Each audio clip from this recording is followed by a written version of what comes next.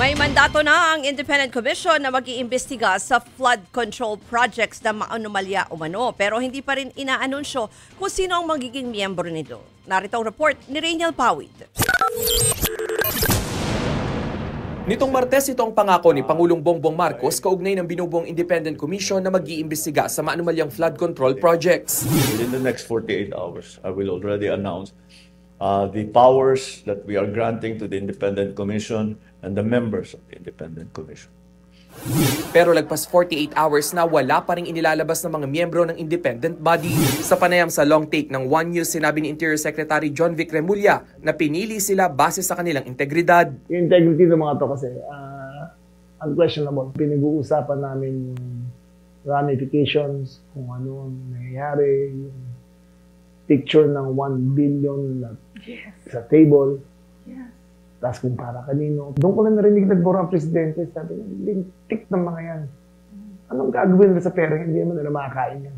Galit na galit talaga siya. Wala pa mang kumpirmadong miyembro, inilabas ngayong araw ang executive order na nagtatatag sa Independent Commission for Infrastructure o ICI. Sa ilalim ng EO 94, isang chairperson at 2 miyembro ang magiging bahagi nito. Kabilang sa mandato ng komisyon ang magsagawa ng sariling pagdinig at mangalap ng ebidensya kaugnay ng mga anomalya sa infrastructure projects. Sisilipin ang mga proyekto sa nakalipas na 10 taon. Bahagi rin ng mandato ng Independent Commission ang pagrerekomenda ng pagsasampa ng kaso at mga maaaring gawin ng mga ahensya ng pamahalaan.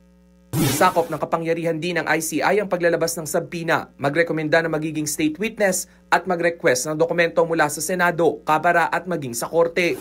Papayagan din silang humingi ng bank statements at magrekomenda ng pag-freeze o seizure sa mga ari-arian. Kung may opisyal man daw na tumangging magbigay ng testimonya at sumunod sa subpoena, ay pwede raw patawan ng administrative disciplinary action.